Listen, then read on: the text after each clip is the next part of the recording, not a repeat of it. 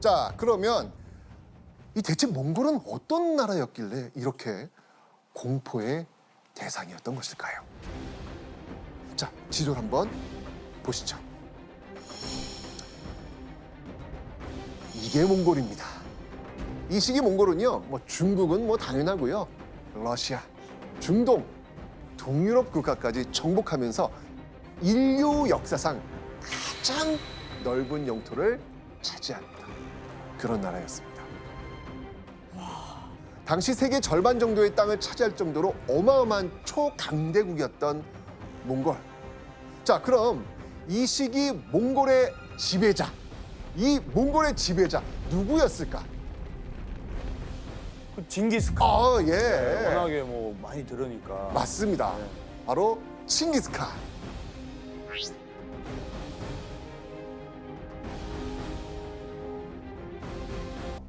궁금해지는 게 있습니다.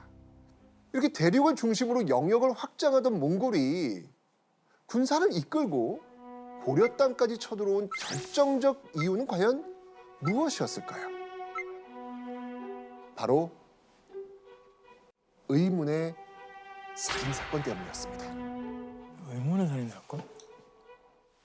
1225년 1월 어느 추운 겨울날 압록강 강가에서 한 남자의 싸늘한 주검이 발견됩니다. 범인을 알 수 없는 의문의 죽음. 대체 이 남자는 누구였을까요? 이 남자의 이름은요, 바로 저고여.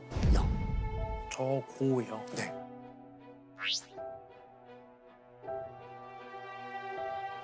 몽골의 사신 저고여는 고려의 공문을 받아서 다시 본국으로 돌아가던 중이었죠. 그런데 그만 시신으로 발견된 겁니다. 이 사실이 알려지게 되자 몽골은 고려가 몽골의 사신을 죽였다! 라고 하면서 극도로 분노하게 됩니다. 그러면서 이때 일이 발생하게 됩니다. 여기서 한번 짚어보는 별점 체크포인트. 교과서에 꼭 나오는 이것 무엇일까요? 바로 고려와 몽골 사이에 벌어진 전쟁이죠. 여몽전쟁. 이 여몽전쟁은요, 우리 반만년 역사에서 신기록을 보유하고 있는 전쟁입니다. 신기록? 어떤 신기록이냐고요? 바로 한반도에서 일어난 가장 긴 전쟁입니다. 아이고야. 얼마나 이 전쟁은 무려 30여 년. 와. 길게 가면 40년 가까이 갈 정도로 와. 어마어마한 전쟁. 와, 네. 너무 긴데? 결국 1231년 8월 몽골은요, 저고여 사신의 죽음을 이유로 3만의 군사를 이끌고 고려로 쳐들어옵니다. 그런데 뭔가 좀 이상하지 않습니까? 오늘 제가 이야기하는 과정에서 연도를 좀 주의 있게 들으셨다면 이상한데? 아마 이런 생각 가지셨을 거예요. 몽골 사신이 죽은 거는 1225년이었습니다. 네. 그런데 몽골이 고려를 공격한 건 그로부터 6년 뒤인 1231년입니다. 와. 이상하지 않습니까? 그렇네. 몽골군을 맞아야 되는 고려의 상황은 어땠을까? 저는 지금 생각만 해도 좀 너무 끔찍해요. 당시의 고려의 상황 보도록 하겠습니다. 당시 고려는요, 이들의 시대였습니다. 바로 최씨 무신정권. 이 무신정변 이후 고려는요, 약 100년간 무신들이 정권을 잡은 무신정권이 이어지게 됩니다. 이 최씨 집안은요, 100여 년의 무신정권 기간 중 무려 60여 년 동안이나 대를 이어서 국정을 좌지우지했습니다. 오랫동안. 네, 당시에는요, 임금을 비롯한 왕실은 뭐 허수아비나 마찬가지였고요. 고려의 모든 의사결정은 바로 이 최씨 집안이 내리는 상황이었죠. 한마디로 왕 위에 군림하는 고려 최고의 실세 중에 실세였던 것입니다. 그런데 분명히 얘기했지만 지금 누가 쳐들어오고 있죠? 몽골. 세계 최강 제국 몽골군이 지금 쳐들어오고 있는 상황이에요. 그런데 지금 내부는 이런 거예요. 아이고야. 더 놀라운 거는 이 최씨 무신 정권은요, 그들 스스로 나라 부유하고 군사 강성하다. 이런 생각을 갖고 있었어요. 충분하다. 예. 그래서 이 몽골이 고려를 침략하기 이전 다른 민족이나 다른 나라가 이 고려의 국경지대를 침입했을 때 이런 말까지 합니다. 어찌 작은 일로 영마를 귀찮게 하고 조정을 놀라게 하는가? 작은 일? 작은 일이 아닌 것 같은데. 그렇죠. 게다가요, 더 놀라운 사실은 그런 작은 일로 보고를 했다면서 그 보고한 사람을 유배까지 보냅니다. 와, 이건 진짜. 황당하네요. 이런 상황이 벌어지면 당연히 장수들의 행동 달라질 수밖에 없습니다. 기록으로 남아 있습니다. 변방 장수들이 해이해져 말하기를 반드시 적병이 두세 성을 함락시킨 연후에야 급보를 보내는 것이 좋겠다라고 하였다. 개판이네요. 그렇죠. 제가 그 말은 참아 못했는데 진짜 개판이네요. 얼마나 힘들었을까. 그렇죠. 과연 이런 상황 속에서 그들이 외세 침략에 대비하고 있었을까요? 고려가 이렇게 혼란스러운 상황에서 설상가상으로 세계 최강이었던 몽골군의 침략까지 당하게 됐던 것입니다. 결국 몽골군의 대대적인 고려 원정이 시작됩니다.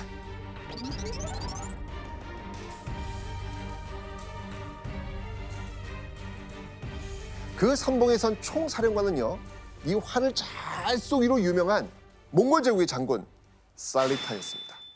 누구라고요? 살리타. 살리타.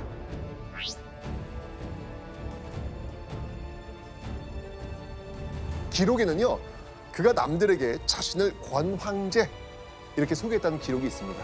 권황제. 이건 어떤 의미냐면 한마디로 황제의 권한을 자기가 갖고 있다. 권황제. 내가 황제의 권한 갖고 있어. 이런 의미가 되겠습니다. 고려로 쳐들어온 몽골 사령관 살리타. 그의 목표는 무엇이었을까요? 바로 수도 개경을 함락해서 빠른 시간 안에 고려를 점령하는 것이었죠. 파죽지세로 북방 일대의 여러 성을 접수한 몽골. 아마 고려 침략도 다른 나라처럼 쉽게 끝낼 수 있다. 이렇게 몽골은 분명히 판단했을 겁니다. 실제로 그렇게 지금 무너지고 있고요. 그런데 이때 내륙을 접수하려던 부대에 급 브레이크가 걸리는 사건이 발생합니다. 고려의 한 성에서 이 몽골군 한 부대가 꼼짝달싹 못하고 진격을 더 이상 못하는 거예요. 오, 누구야? 세계 최강 몽골 군대의 발목을 잡은 곳, 바로 귀주입니다. 지금의 이 평안북도에 있는 귀주성은요, 북방 지역의 대표적인 군사적 방어지였죠. 몽골군이 이 고려 내륙으로 진출하기 위해선 반드시 통과해야만 했던 길목이었습니다.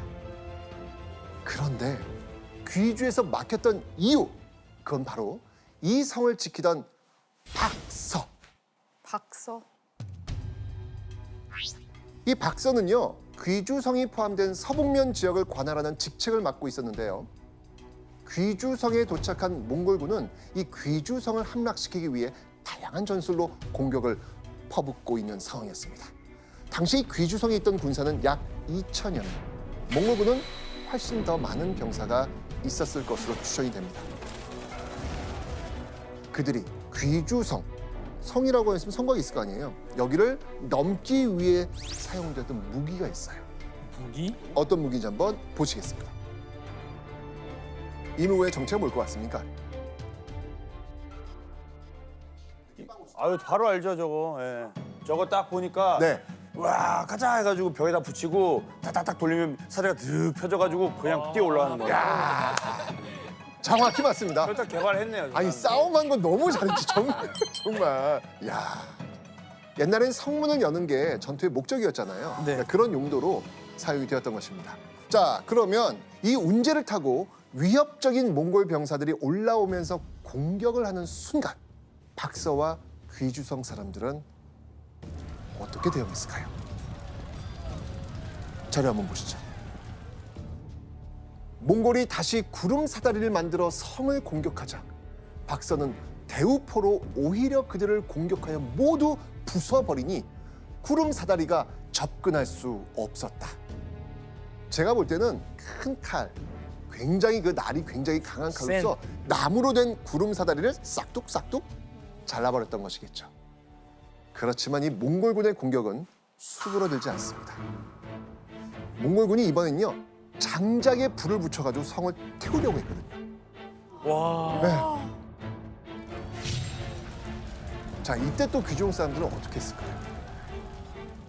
물, 진흙 이런 걸 섞어가지고 불을 껐고요. 그리고요 설상가상으로 또 몽골군이 땅굴을 파서 막 공격해 옵니다. 와, 땅굴까지요? 네.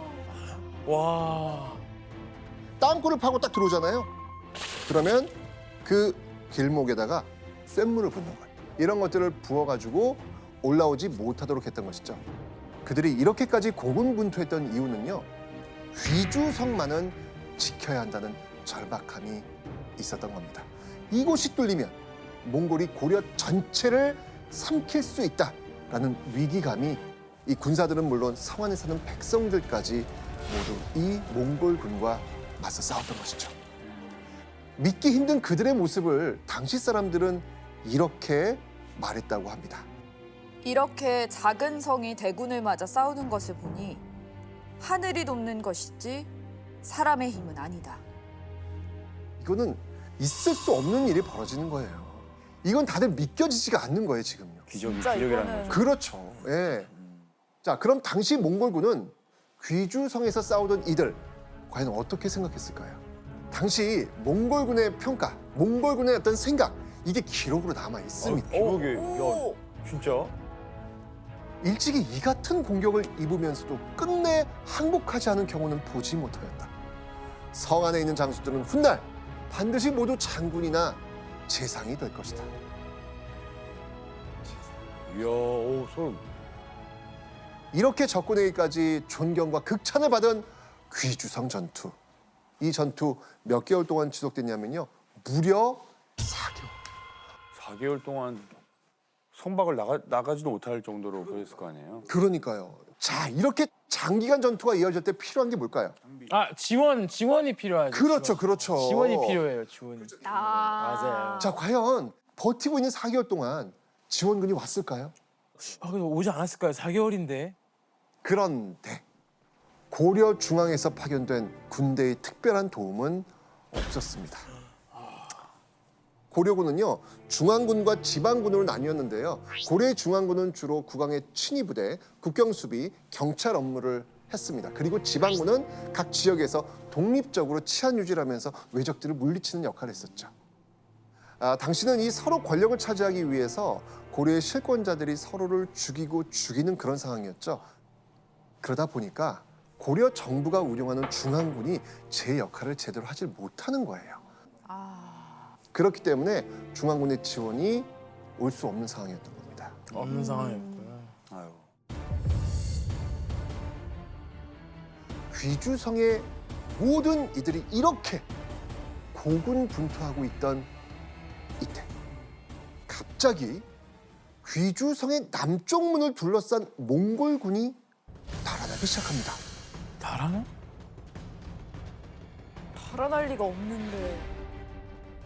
귀주성을 지키던 한 장군이 군사들을 이끌고 성문 밖으로 나가 목숨을 건 기습 공격을 감행한 겁니다.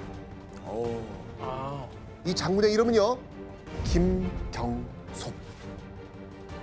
귀주성에서 항쟁을 이어가기 위해 모인 장군들이 여럿 있었거든요. 김경손도 그중 한 명이었습니다. 귀주성의 문을 여는데 집중하고 있었던 몽골군, 그 몽골군에게 김경손 장군이 쏜 회심의 화살 한 방이 날아갑니다. 이 몽골군은 성 안에 있을 줄 알았던 고려군의 공격을 받은 겁니다. 얼마나 당황했겠어요. 그러니까. 하지만 김경손 장군 역시 이 과정에서 몽골군의 화살을 맞습니다. 그의 팔에 피가 철철 넘쳤지만요. 그는 아랑곳하지 않고 싸움을 멈추지 않습니다. 그러자 성 밖에 있던 몽골군이 이들의 기세에 놀라서 도망가기 시작했던 겁니다. 목숨 걸고 그냥. 자, 이렇게 몽골군을 쫓아낸 병사의 수 얼마나 됐을까요? 이 기습이기 때문에 네. 이게 많으면 안 돼요. 그렇죠. 그래서 한 100명 정도 봅니다. 100명 정도. 전 한 30명 정도. 30명 정도. 저도 한 2, 30명? 2, 30명. 예. 단 12명. 12명. 네. 야, 12명으로 기습을 해? 김경손 장군과 12인의 결사대. 단 13명이 귀주성 남쪽을 공격하던 몽골군을 쫓아낸 겁니다. 몽골군은요, 이 4개월 동안 지속되었던 귀주성 공격. 포기한 채 이 말머리를 돌리죠. 결국 박서를 중심으로 한 귀주성 사람들이 이긴 겁니다. 와. 바로 이 죽을 각오로 몽골군과 맞서 싸운 김경손을 맞이하며 박서는 큰 절을 올립니다. 이 모습을 본 김경손 역시 울면서 마주 절을 올렸다고 하죠. 항복하라 예? 라는 명을 내립니다. 무슨 말이에요? 다시 공격이 오지도 않았는데 항복하라고요? 정신 나간 거 아니에요? 왜요? 바로 그 이유는 개경이 이미 함락됐기 때문입니다. 개경을 지키기 위해 몽골군과 싸웠지만 모두 패했습니다. 중앙군이 무너진 고려 정부 어떻게 했을까요? 고려 정부는 결국 몽골에게 항복을 준비했던 겁니다. 그리고요, 고려 정부는 귀주성 지휘관 박서에게 왕명을 내린 겁니다. 귀주성 밖을 나와 몽골군에게 항복하라.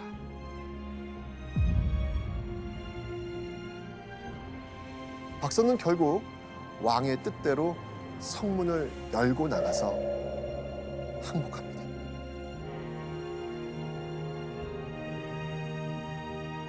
아이고. 그런데요, 박서의 시련은 여기서 끝나지 않습니다. 이 정도 했으면 됐는데. 아니지, 절대 안 내주지. 몽골이 음. 충격적인 요구를 합니다. 예. 바로 박서를 죽이라고 한 겁니다. 진짜?